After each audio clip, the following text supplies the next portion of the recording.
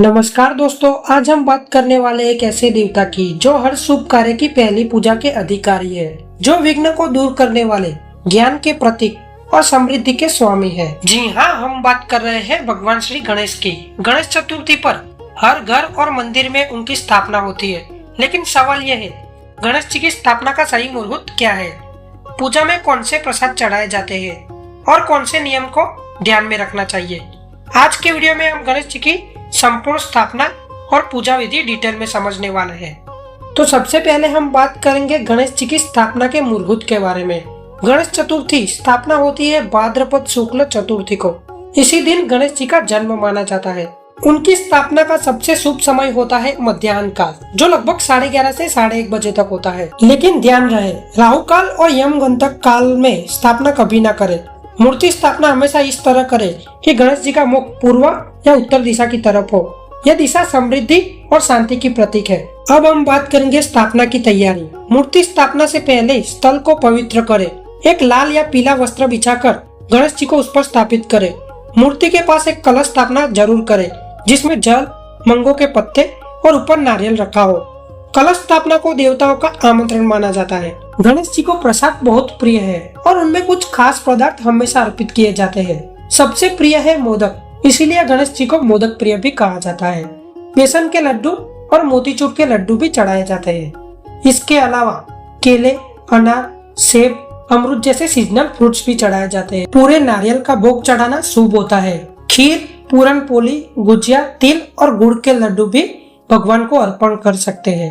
याद रखें, गणेश जी के लिए प्रसाद में हमेशा मीठा और सात्विक भोजन ही चढ़ाया जाता है। गणेश पूजा में कुछ सामग्री विशेष मानी जाती है, जैसे कि दूर्वा घास, जो कि 21 पत्ते का गुच्छा होता है, वो जरूर अर्पित करें। सिंदूर और लाल कपड़ा, फूल, पान, सुपारी और इलायची। पंचामृत भी अपने साथ जरूर रखें, जिसमें दूध, दही, घी, शहद और शक्कर का मिश्रण होता है। इसके अलावा दीपक, अगरबत्ती और धूप, और सबसे जरूरी प्रसाद में मोदक और लड्डू। अब मैं आपको गणेश जी की पूजा विधि के बारे में बताऊंगा। स्टेप नंबर 1, आचमन और संकल्प। हाथ में जल लेकर संकल्प करें, ओम गणेशाय नमः। मैं अपने घर में गणेश स्थापना और पूजा कर रहा हूँ। गणेश जी मेरे विघ्न दूर करे और सबको सुख समृद्धि प्रदान करे। स्टेप नंबर 2, कलश स्थापना। कलश को गणेश जी के पास स्थापित करके उसे देवताओं का आमंत्रण दीजिए। स्टेप नंबर 3, अभिषेक। मूर्ति का पंचामृत स्नान करें। पहले दूध, फिर दही, फिर घी, फिर शहद, फिर शक्कर से। इसके बाद साफ कपड़े से पोंछकर गणेश जी को वस्त्र और माला पहनाएं। स्टेप नंबर 4, अलंकरण। सिंदूर लगाए, फूल और दूर्वा अर्पित करें। स्टेप नंबर 5, आवाहन और ध्यान। मंत्र जप करें, ओम गम गणपताय नमः, कम से कम 11 बार या 108 बार। स्टेप नंबर 6, नैवेद्य अर्पण। गणेश जी को मोदक, लड्डू, फ्रूट्स और नारियल अर्पित करें। आखिरी और स्टेप नंबर 7 है आरती।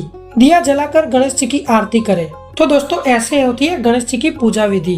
अब हम बात करेंगे विशेष नियम के बारे में। हर दिन गणेश जी को फूल, दूर्वा और प्रसाद चढ़ाना चाहिए। लाल वस्त्र, सिंदूर और मोदक कभी ना भूले। तुलसी पत्र गणेश जी को कभी ना चढ़ाए।